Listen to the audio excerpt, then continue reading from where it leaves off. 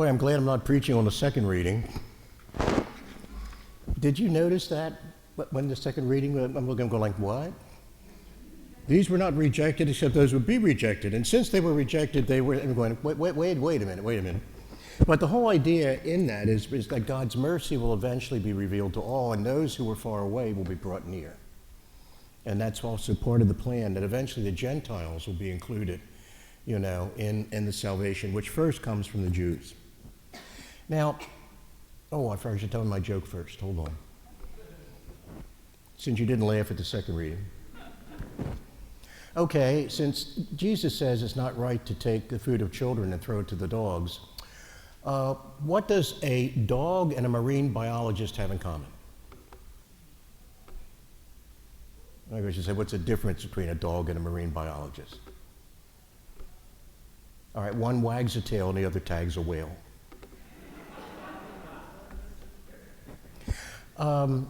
Did you hear that they have a new breed of animal? It's a retriever and it can do magic tricks. It's called a Labracadabrador. Okay, please forgive me.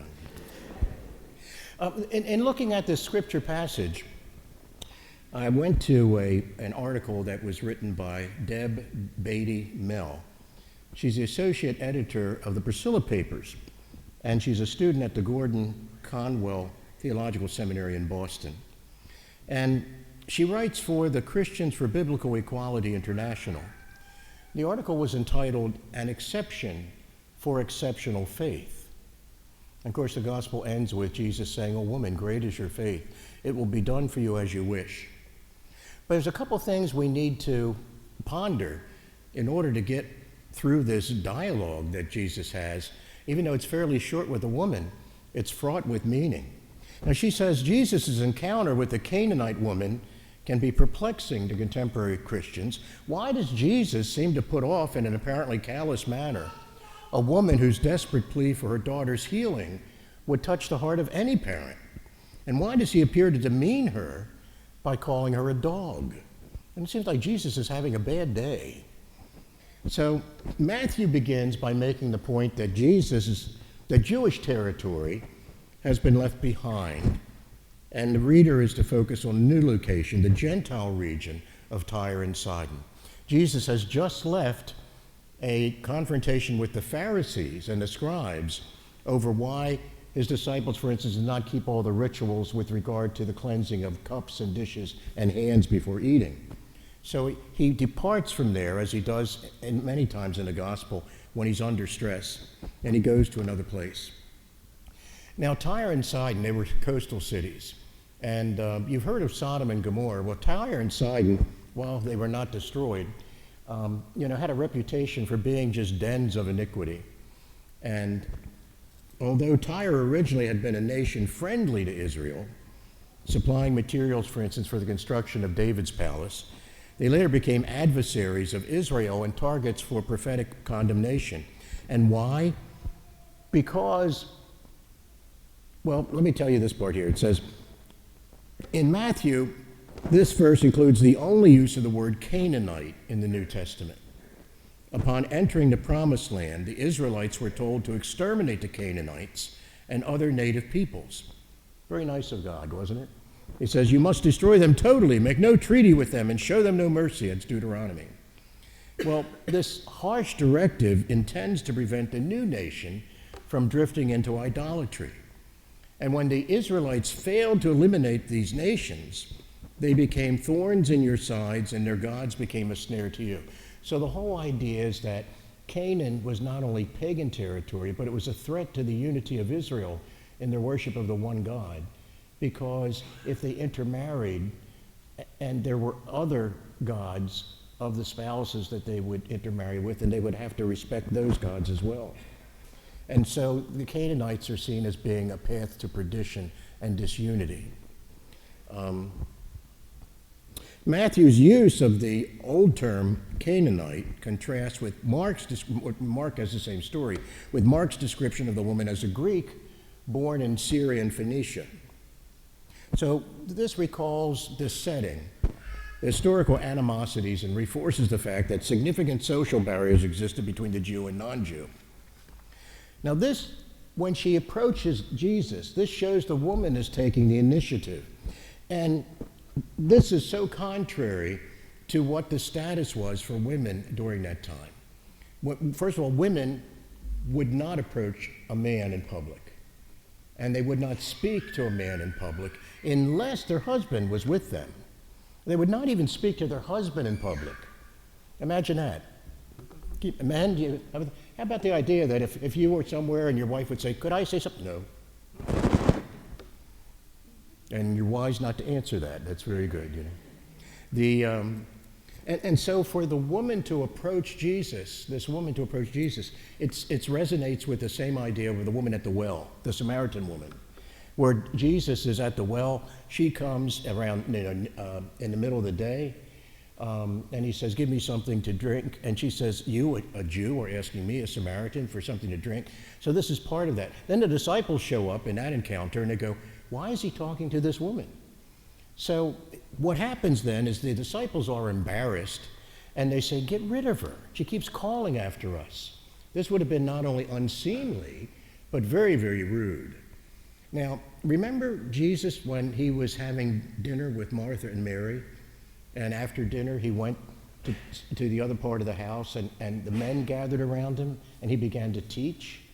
And then so Martha comes to him and says, "Lord, aren't you concerned that my sister has left me with all the details of hospitality? You know, tell her to help me."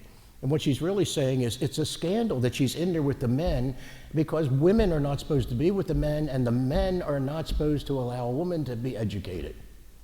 So you get the whole picture here? I know it takes a little while to get into this, but this is necessary to understand the tension that is happening in this encounter. Now, Jesus' initial response to her is a lack of response. Now, this could mean a refusal or a test of her faith, or just the idea of, "I'm not talking to you. I'm not supposed to be talking to you." But what happens is she says, "Lord," and that places her in league with Jesus' followers, who also call Jesus Lord. And in contrast to Jesus' enemies, who call him teacher or rabbi. For it's notable that this Gentile woman calls Jesus Son of David.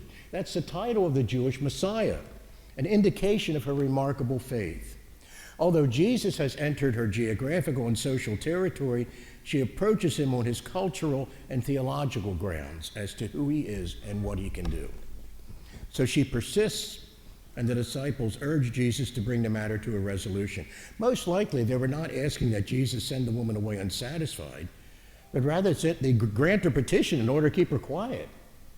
Do you remember a time where there was the blind Bartimaeus, and Jesus is passing through the town, and there's quite a commotion because everybody's following him, and Bartimaeus says, "What's happening?" And they say, "Jesus of Nazareth is coming by." He goes, "Jesus, Son of David, have pity on me." And everybody's telling him, "Be quiet, be quiet." And so it's the same kind of proclamation of trying to get God's attention, Jesus' attention, because people are desperate. When Jesus goes to Bartimaeus and he says, "What is it that you want?" He says, "I want to see." And in this desperate situation, the woman says at the very beginning, "My daughter is possessed of a demon. Help her. Help me." And just a couple Sundays ago, we had Peter walking on the water, at least temporarily, to get to Christ. And then when he sinks, what's the word that he calls out? "Help me. Help me." Same kind of plea, intense plea, that this woman has for Christ. Now, the most difficult part of this is the metaphor of Jesus saying it's not right to take what is the food for the children and to give it to the dogs. And also, if you look at this, Jesus uses the Greek diminutive for dog, so it's like a small dog. I'm not exactly sure why that is in there. Some scripture scholars say that it's Jesus' attempt to joke around with the woman a little bit and to banter with her in what would have been a kind of an equal discussion among peers, like in the marketplace, where somebody says, "And would you like to buy these?" And they say, "Maybe if they were better, I might, So, and says, "I wouldn't sell these to you if you were hungry." It's that kind of back and forth where the people are speaking in ways that are pejorative, but it makes a connection. Okay, I'm coming down to your level, Jesus is saying. Even though we're not supposed to have anything to do at this point with Gentiles. Now, what's so interesting about the next thing that happens, in Greek, it shows that by use of certain words at the beginning of a sentence, remember the Greeks were trained in rhetoric, this woman says, "You're right," essentially says, "Lord, you're right." But even the small dogs eat from the scraps from their master's table. In other words, so like, this isn't impossible. It happens all the time. And in fact, anybody here have dogs in your house? Okay. Anybody have children in your house at the same time you had dogs? Okay. Now, the scraps that fall from the master's table are sometimes quite deliberate on the part of the children, to drop something for the pet, and the pet is in fact, like this woman, begging. Don't feed the food. I'm not. And then the food falls from the table and the dog's there. There's another part to this, and it's the fact that there's a difference between the Jewish people of Israel, and the Greeks, the Gentiles, and their attitude towards dogs. Dogs would never be allowed in the house for a Jewish household. They're considered dirty animals. They would be outside. The Greeks really loved dogs, and they would have them inside. So the difference between the outside dog and the inside dog, and maybe that's exactly what Jesus is saying when he talks about little dogs, that he's on the same level with her. So the woman expands upon the part played by the children in the metaphor.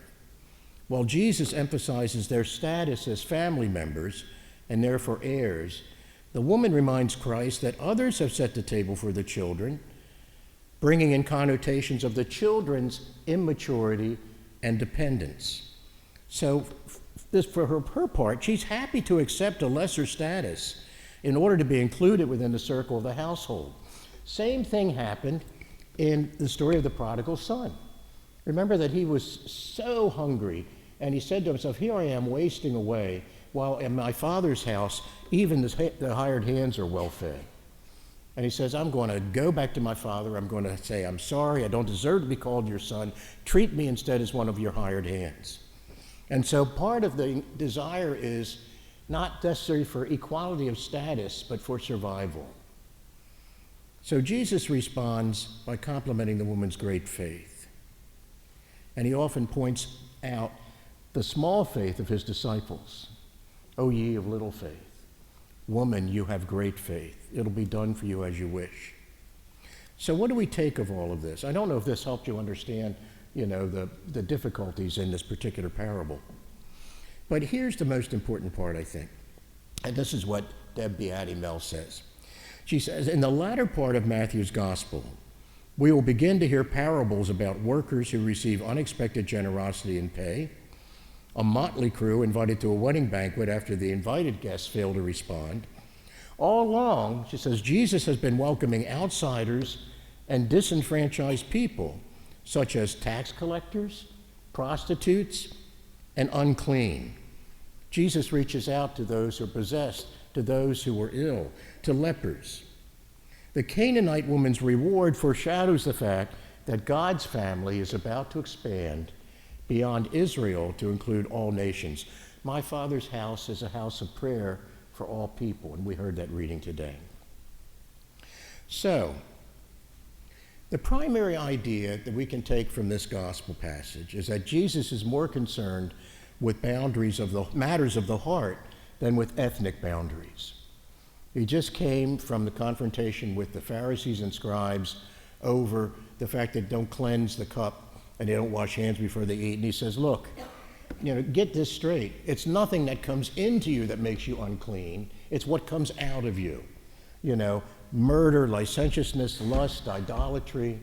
Those are the things that come from the heart, and they make you unfit for worship.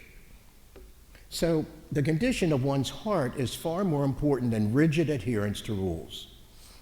The condition of one's heart is far more important than rigid adherence to rules. And because Jesus cut through many of the rules that were there but were not necessary, they then said, we are destroying the law. You're taking away all the rules. You're corrupting the whole system. And he says, I'm not corrupting it, I'm perfecting it. The smallest word, the smallest letter of the law will not be removed until it all has been perfected.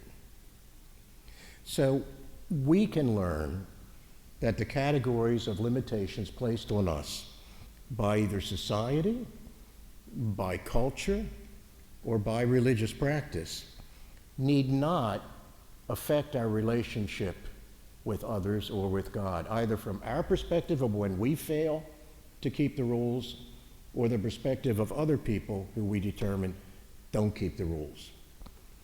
So, this being the case,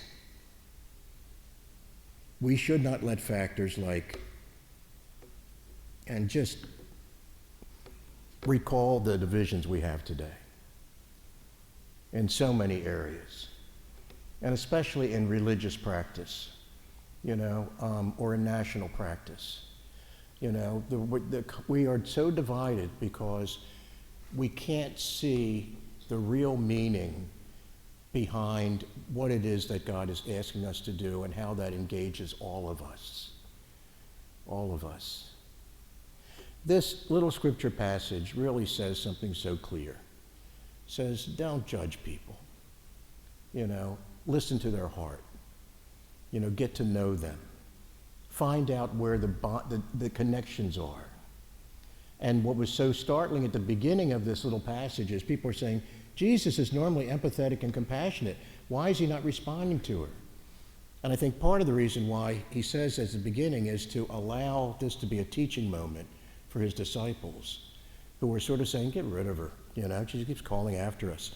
They're enmeshed exactly in what are the divisions, what are the boundaries. And he says, Jesus is going to say, watch somebody break through these boundaries. Watch and see what we have in common. See how this woman calls me Lord just as you call me Lord. See how she's calling out for help just like Peter calls out for help. What do you think should be done in this? And not to give her what she asked for just to make her go away, but that this woman has great faith, greater than you guys have. And that means then that what might seemingly be impossible to do is no longer impossible. My Father's house is a house of prayer for all the people. And that means everybody is welcome in this house. Everyone is welcome in this house without exception. Saint or sinner, you're welcome here. Perfect or imperfect, you're welcome here. Acknowledged as a pillar of society or considering to be a danger, you're welcome here. And it doesn't matter your age, your sex, your gender, your sexual orientation, doesn't matter your money or lack of money, or how well you follow the rules, or the very fact that you walk in the door means that you are united with us who come for the same reason, for God's mercy.